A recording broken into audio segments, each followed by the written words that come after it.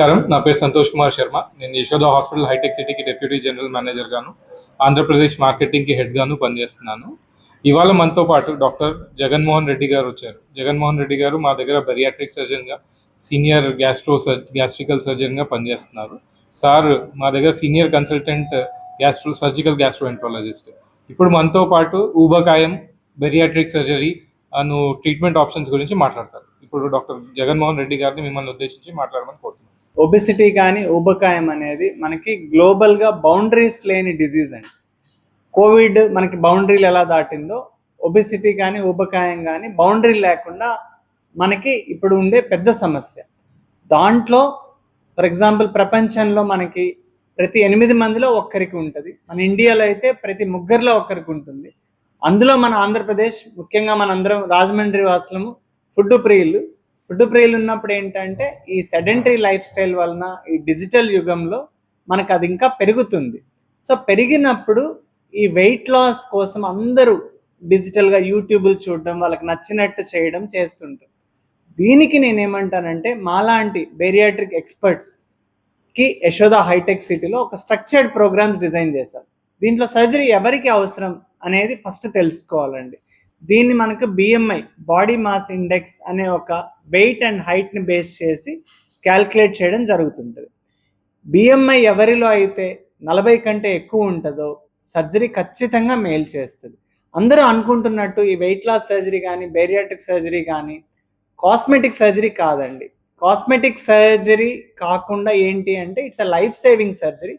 అందుకే దీని పేరు మెటబాలిక్ సర్జరీ అని మార్చారు. ఎందుకు మెటబాలిక్ సర్జరీ అని అంటారు అంటే మనకు తెలిసిందే వెయిట్ పెరగడం వలన ఇప్పుడుండే వాటిల్లో అన్కంట్రోల్డ్ షుగర్ లెవెల్స్ రావడం, బీపీలు పెరగడం, మోకాలు నొప్పులు రావడం, నిద్రలో గురక ఎక్కువ అవ్వడం, ఎస్పెషలీ ఈ మధ్య అందరికీ తెలుసుంటారు ఇన్ఫెర్టిలిటీ సమస్యలు పెరగడం. ఇవన్నీ ఒక్క షాట్లో తీరాలి అంటే మనకి ఉండే ఆయుధం ఏంటంటే వెయిట్ లాస్ తగ్గడం. వెయిట్ లాస్ చాలా మంది డైట్ ఎక్సర్సైజ్లో తగ్గుతారు.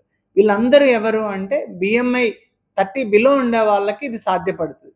కానీ బిఎంఐ 40 అబవ్ ఉండే వాళ్ళు డిఫరెంట్ పద్ధతుల్లో చేస్తూ ఉంటారు. యూజువల్గా ఈ బిఎంఐ 40 పైన ఉండే వాళ్ళు ఏమవుతారంటే అండి, ప్రతి 100 మందిలో అందరం నాలాగా ఏమనుకుంటారంటే డైట్ చేసి మనం అన్ని వెయిట్ తగ్గించేద్దాం అనుకుంటాం. కానీ సిగ్నిఫికెంట్ వెయిట్ లాస్ అవ్వాలంటే ఓన్లీ 2 మాత్రమే సాధించగలరు. మిగతా 98 మంది ఎలా ఉంటారంటే ఒక నెల తగ్గుతారు, మళ్ళీ పెరుగుతారు. మళ్ళీ ఎలా పెరుగుతారు? 2 పెరుగుతారు. అప్పుడు ఈ ఫ్రస్ట్రేషన్ సైకిల్ కంటిన్యూ అవుతూ ఉంటుంది. దీన్ని బ్రేక్ చేయడానికే మాలాంటి ఎక్స్పర్ట్స్ ఉపయోగపడతారు.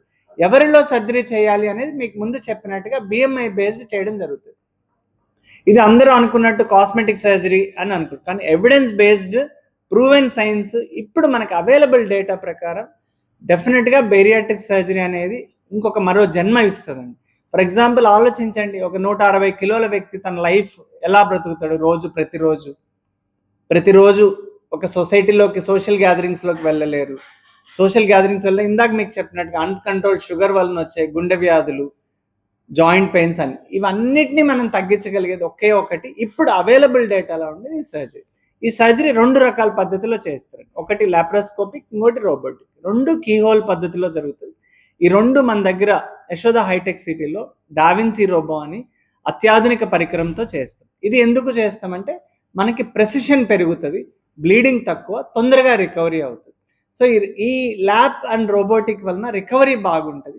అందరూ గుర్తుపెట్టుకోవాల్సింది ఏంటంటే అండి, ఈ సర్జరీ ద్వారా వెయిట్ లాస్ ఒక్కటే కాదు, వెయిట్ లాస్తో పాటు మీకు డయాబెటిక్ తగ్గడం జరుగుతుంది, హైపర్ టెన్షన్ తగ్గడం జరుగుతుంది, ఫెర్టిలిటీ సమస్యలు తగ్గడం, ముఖ్యంగా ఫ్యాటీ లివర్ అనేది ఇప్పుడు అత్యంత ప్రమాదకరం. ఎందుకంటే మనం నెగ్లెక్ట్ చేస్తే లివర్ ట్రాన్స్ప్లాంట్ వరకు కొందరిలో వెళ్తుంది. అందుకే మనం ముందుగా గమనించుకొని దాని జాగ్రత్తలు తీసుకొని డాక్టర్ దగ్గరకు కానీ వచ్చి దాన్ని నిర్ధారణ చేసుకుంటే సులువు. ఈ సర్జరీ అనేది పెద్ద కష్టం కాదండి. ఇవాళ వస్తే రేపు ఇంటికి వెళ్ళిపోతారు. నెక్స్ట్ ఒక వారంలో మన డైట్ ఇన్స్ట్రక్షన్స్ ద్వారా, మన పోస్ట్ ఫిజియోథెరపీ ద్వారా తొందరగా మీ వర్క్లోకి మీరు వెళ్ళిపోతారు. దాని రిజల్ట్స్ అనేవి చాలా ఎనార్మస్గా ఉంటాయి. ఇందాక మీకు చెప్పినట్టుగా ఒక 10 కిలోలు మీరు వెయిట్ తగ్గితే మీకు 10 ఏళ్ళ లైఫ్ స్పాన్ పెరుగుతుందండి. ఇలా మనం ఎప్పుడు ఆలోచించాలి. అందరూ ఊబకాయాన్ని అశ్రద్ధ చేయొద్దు. సరైన టైంలో దాన్ని కానీ మనము వెయిట్ లాస్ ఎక్స్పర్ట్స్ ద్వారా దాన్ని బాగా చేయగలిగితే చాలా ప్రాబ్లమ్స్ సాల్వ్ అవుతాయి. సో మనం కొత్త జీవితానికి ఒక చిన్న సలహా మా యశోద హైటెక్ సిటీ బేరియాట్రిక్ ఎక్స్పర్ట్స్ దగ్గరికి వచ్చి తీసుకుంటే ఊబకాయాన్ని సాల్వ్ చేయొచ్చు. థ్యాంక్ యూ అండి అందరికి. సుమారుగా ఇప్పుడు అన్ని చోట్ల జరిగినట్టే అండి. ఎస్పెషలీ ఇది మామూలుగా అయితే మనకు ఒక 4.5 to 5.5 lakhs వరకు అవుతుంటుంది. కానీ ఇది మేము ఒక క్యాంపెయిన్ లాగా చేస్తున్నాం. ఎందుకంటే ఒబిసిటీ అనేది ఒక లైఫ్ స్టైల్ డిజార్డర్ కాదండి. ఒబిసిటీ కానీ ఊబకాయం అనేది ఒక డిజీజ్. సో దీన్ని బాగా చేయడానికి మనం ఏంటంటే ఎవరికైనా కొంతమంది పేదవాళ్ళు దాన్ని అఫోర్డ్ చేయలేని వాళ్ళకి ఎలా చేస్తామంటే అన్ని 3 కేసులు 4 కేసులుగా ఒకే రోజు పెట్టుకొని దాన్ని మనం కాస్ట్ ఎఫెక్టివ్గా వాళ్ళకి లాభం చేయడానికి ప్రయత్నిస్తాం. సక్సెస్ రేట్ ఇది చాలా మంచి ప్రశ్న అండి. ఇందాక మీకు చెప్పినట్టుగా ఒక 160 కిలోలు అతను తన లైఫ్ అలానే పోతూ ఉంటే మీరు ఆలోచించండి, హార్ట్ ప్రాబ్లమ్స్ వచ్చే అవకాశం 80% ఉంటాయి. నిద్రలోనే కొన్నిసార్లు చనిపోయే అవకాశం లక్షల్లో ఒకరి జరుగుతుంది. ఇవన్నీ నివారించాలి అంటే ఇప్పుడు ఉండే బేసిక్ సైన్స్ ఎవిడెన్స్లో సర్జరీ. మీరు నన్ను సక్సెస్ రేట్ అడిగితే 100% ఉంటుంది. దీంట్లో అందరూ అడిగే క్వశ్చన్ ఏంటంటే మళ్ళీ వెయిట్ గెయిన్ అవుతారా అంటే అందరూ గుర్తుపెట్టుకోవాల్సింది ఏంటంటే అండి, సర్జరీ అనేది షార్ట్ కట్ కాదు. సర్జరీ అనేది మీకు ఒక వెపన్ లాంటిది. దానికి మేము సపోర్ట్ చేస్తూ దాన్ని ముందుకు తీసుకెళ్తాం. కానీ డెడికేషను అన్నీ ఉండాల్సిందే. నేను చాలామంది నన్ను పేషెంట్స్ అడుగుతుంటారు ఏమని, సార్ సర్జరీ అయిపోయినాక మళ్ళీ కనపడడం ఎప్పుడు అవసరం అంటే, ఒక్కసారి నాతో సర్జరీ అయితే అండి మా డైటీషియన్స్ కానీ మా ఫిజియోథెరపిస్టులు కానీ ఎండోక్రినాలజిస్ట్ కానీ లైఫ్ లాంగ్ మాతో ట్రావెల్ చేయాలి. ఎందుకు అంటే ఎక్కడన్నా తనకి ఒక చిన్న యూజువల్లీ 1.5 year తర్వాత మళ్ళీ రీగైన్ అయ్యే అవకాశాలు ఉంటాయి. 100 మందిలో ఒక 10 మందికి. ఆ 10 మంది కూడా ఫాలోఅప్లో లేని వాళ్ళకే ఎక్కువ జరుగుతుంది. ఫాలోఅప్లో ఉన్నప్పుడు ఏంటంటే ఎప్పుడు మేము ఒక కాన్స్టెంట్ మోటివేటింగ్ ఫ్యాక్టర్గా ఉంటాం. దీనివల్ల తన లైఫ్ చేంజింగ్ కెపాసిటీ ఎక్కువ ఉంటుంది. ఇది ఇంకొకటి ఒక ప్రశ్న అందరిలో ఉండేదండి. మనకి 2 రకాల పద్ధతులు అండి సర్జరీలో. ఒకటి తను అడిగినట్టుగా ఫుడ్ ఇంటేక్ తగ్గే సర్జరీ, ఒకటి రెస్ట్రిక్టివ్ డిజార్డర్ అంటారు. ఇంకొకటి బైపాస్ అంటే తిన్న ఫుడ్ సరిగ్గా అరగకుండా వెయిట్ తగ్గడం. ఇందాక మీరు చెప్పినట్టుగా ఫుడ్ తక్కువ తింటారా అంటే ఇనీషియల్ ఫేజ్లో మనం ఆ స్టమక్ని 50 to 70% తీసేయడం వల్ల దాని రెస్ట్రిక్షన్ జరుగుతుంది. కానీ అందరికీ తెలియదు ఏంటంటే ఆ రెస్ట్రిక్షన్ ఒక్కటే జరిగితే ఇంత చేంజెస్ రావు అండి. ఒక హార్మోన్ రెలిన్ హార్మోన్ అని ఉంటుంది. రెలిన్ లెప్టిన్ ఈ యాక్సిస్లో ఏమవుతుందంటే తినగానే తొందరగా ఆకలి లేకపోవడము, తొందరగా కడుపు నిండినట్టు ఉండడము, తర్వాత ఈ హార్మోనల్ బ్యాలెన్స్ వలన తనకి క్రేవింగ్స్ తగ్గుతాయి. అంటే ముందు ఎక్కువ షుగర్స్ తినేవాళ్ళ ఆ క్రేవింగ్సే తగ్గుతాయి. ఇందువలన ఒక హార్మోన్స్ ద్వారా లాంగ్ టర్మ్గా అది మెయింటైన్ అవ్వడం జరుగుతుంది.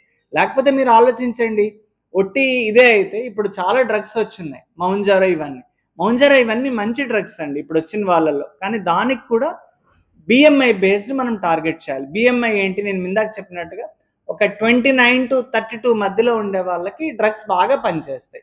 ఈ డ్రగ్స్ కూడా ఇప్పుడు యుఎస్ డేటా అందరూ ఏం చెప్తారంటే they are called life long drugs అండి.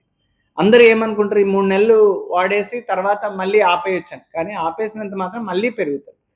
అండ్ ఇప్పుడు మనకి ఇండియాలో ఓవర్ కౌంటర్ మెడికేషన్ ఎక్కువ అండి. అందరిపై మౌంజారో వేసుకోవడం తగ్గిపోవడం అవి జరుగుతుంది. కానీ దాన్ని కూడా మానిటర్ చేస్తూ మనకి మజిల్ మాస్ని ప్రోటీన్ ఎంత తినాలి అవన్నీ మానిటర్ చేస్తూ స్ట్రక్చర్డ్గా వైద్యుల పర్యవేక్షణలో తీసుకోవాలండి.